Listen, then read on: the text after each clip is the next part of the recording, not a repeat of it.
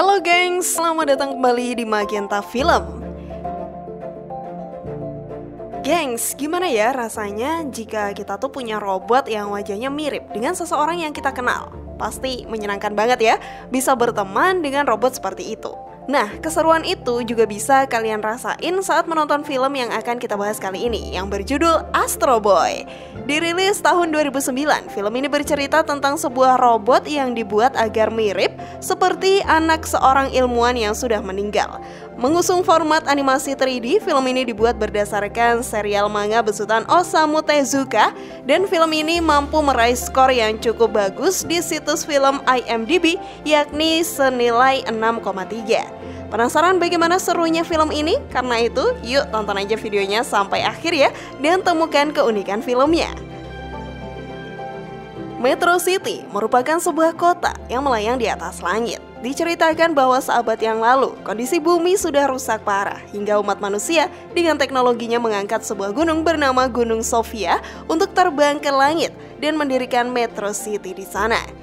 Kehidupan di Metro City amatlah mudah berkat bantuan robot. Para robot dapat melakukan berbagai pekerjaan yang terlalu bahaya atau terlalu menjijikan bagi umat manusia, seperti menyapu jalanan atau menjadi juru tes uji kendaraan. Diceritakan pula bahwa pendiri dari robot-robot modern ini adalah kepala Kementerian Sains bernama Dr. Tenma. Dr. Tenma memiliki seorang anak laki-laki bernama Toby. Toby merupakan anak yang sangat pintar, sehingga pada saat ujian sekolah dia bisa menyelesaikannya dalam waktu yang singkat. Good luck, guys. Which point are you staying? Sepulang sekolah, dia bertemu dengan ayahnya dalam bentuk hologram. Ayahnya berkata bahwa ia harus membatalkan janji dengan Toby karena ada pertemuan penting bersama presiden, yakni untuk melakukan presentasi tentang robot baru bernama Peacekeeper. Mendengar hal itu, Toby lantas mensabotase sopir robot yang sudah diprogram ayahnya agar membalik arah dan melihat Peacekeeper secara langsung. Namun sesampainya di lokasi, Toby malah ditahan oleh seorang penjaga. Kemudian tampak rekan Dr. Tenma yang bernama Dr. Elefun yang sedang mempresentasikan sebuah sumber energi baru bernama Blue Core. Diceritakan bahwa Blue Core merupakan energi baik yang lebih kuat dan lebih bersih dari nuklir, serta dapat membuat planet bumi bagian bawah kembali subur seperti sedia kala. Namun, adanya Blue Core yang berasal dari bintang yang jauh juga menyebabkan munculnya sebuah energi yang bersifat merusak yang bernama energi Red Core. Sedang asik-asiknya menjelaskan, tiba-tiba Presiden Metro City yang bernama Stone mengganggu presentasi Dr. Elefun. Stone lantas mengutarakan tujuannya, yaitu memanfaatkan Peacekeeper untuk kepentingan militer dan membuatnya kembali menang pemilu. Dr. Tenma tak dapat berbuat banyak tentang hal ini. Without military funding, all of our... Start it up. Stone memerintahkan untuk memasang sebuah Red Core pada sebuah Peacekeeper. Hal ini membuat robot penuh senjata itu mengamuk dan menyebabkan kekacauan. Dr. Tenma dan yang lainnya pun berhasil mengurung Peacekeeper tersebut di ruang tes. Sayang, dia tak menyadari bahwa Toby juga rupanya ada di dalam ruang tes tersebut. Pada akhirnya Peacekeeper itu berhasil dinetralkan oleh Dr. Elefun. Hanya saja Toby juga ikut tewas. Hal ini membuat Dr. Tenma amat terpukul.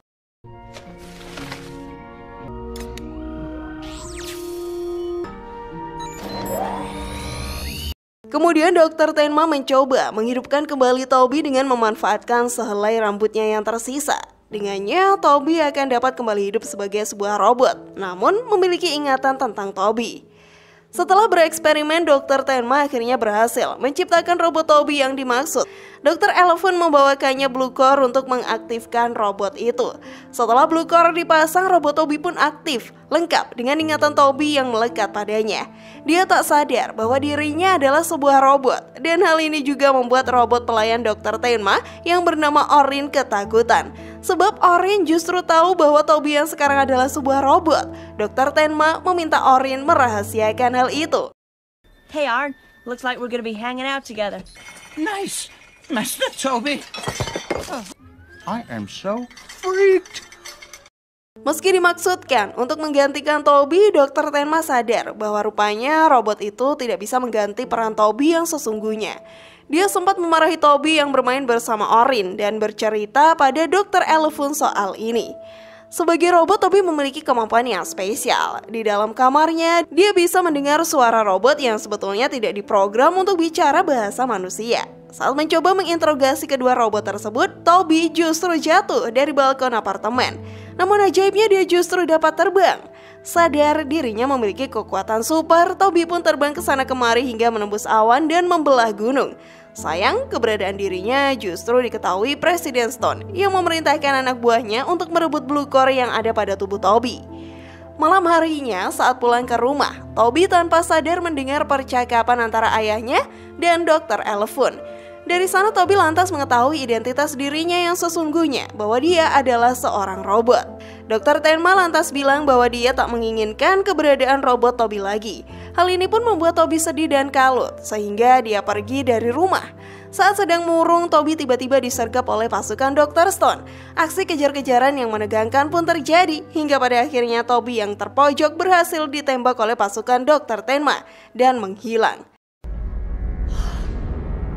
Fire!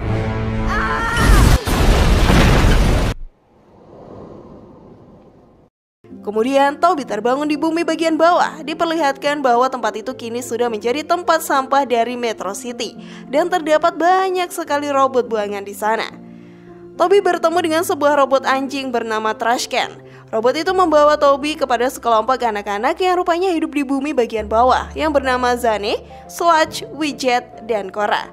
Belum sempat mengendalikan diri, tiba-tiba saja sekelompok robot bernama Sparks, Robotsky, dan Mike menculik Toby. Kepadanya mereka berkata bahwa mereka merupakan kelompok robot Revolutionary Force atau RRF yang bertujuan membebaskan robot dari kekangan manusia. The Robot Revolutionary Front! Liberation! Yeah! What are you doing? Lewat adegan yang lucu, Toby pun bergabung dalam kelompok RRF. Toby lantas mendapatkan sebuah nama baru yakni Astro. Sementara itu di Metro City, Stone mendatangi Dr. Tenma serta Dr. Elefun dan meminta keduanya untuk menyerahkan Astro atau mereka akan ditahan. Tak punya pilihan lain, Dr. Tenma pun setuju. Sementara itu, Astro dibawa ke rumah Cora dan kawan-kawannya yang ternyata merupakan semacam tempat penampungan anak-anak yatim piatu. Di sana dia dikenalkan dengan pengurus tempat penampungan tersebut yang bernama Hamek. Keesokan harinya, Astro dan kawan-kawan berjalan-jalan dan menemukan sebuah robot konstruksi berukuran besar. Cora berkata bahwa robot tersebut sudah ada di sana semenjak sekitar 100 tahun lalu, serta sudah tak lagi aktif dan tak ada yang bisa membawanya. Namun Astro berhasil menghidupkan robot itu kembali dengan menggunakan kekuatan Blue Core. Mereka pun membawa robot raksasa itu kembali pulang. Hamek mencoba mengetes robot tersebut dengan alat pendeteksi energi, namun tanpa sengaja alat itu mendeteksi energi di tubuh Astro. Dari sini Hamek pun sadar bahwa Astro adalah seorang robot. Semua orang pun menamai robot tersebut dengan nama Zog. Namun Astro tak tahu bahwa ternyata Zog akan dijadikan robot tempur di dalam Robot Games. Robot Games sendiri merupakan semacam arena gladiator bagi para robot, di mana robot-robot akan bertempur hingga hancur. Kemudian Hamek menyetrum Astro dan menunjukkan sifat aslinya. Saat tersadar, Astro sudah menjadi seorang peserta Robot Games.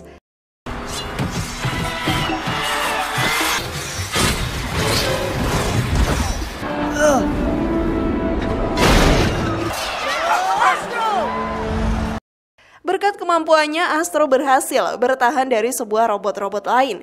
Hingga pada akhirnya Astro harus berhadapan dengan Zog. Alih-alih bertarung, keduanya malah tampak akrab satu sama lain. Hamek yang kesal mencoba memaksa keduanya bertarung. Namun Zog melawan dan malah berusaha menghabisi Hamek meski dihentikan oleh Astro. Tak lama Stone datang ke arena Robot Games dan membawa kembali Astro. Di Metro City, Astro kembali dipertemukan dengan Dr. Elefun dan Dr. Tenma.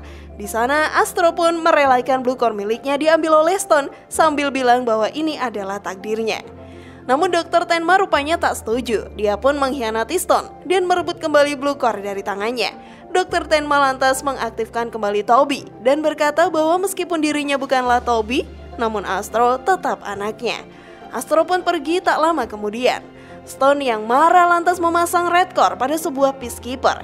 Alih-alih menuruti perintahnya, Peacekeeper justru menyedot Stone dan benda-benda lain di sekitarnya.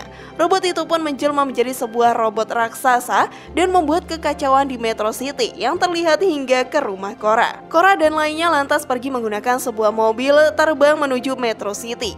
Sementara itu Astro terpaksa bertarung melawan si robot raksasa. Di saat yang terdesak, Astro mendapat bantuan dari Korra dan kawan-kawannya. Di tengah-tengah pertarungan, stasiun energi Metro City rupanya telah hancur, sehingga kota tersebut perlahan jatuh ke bumi bagian bawah.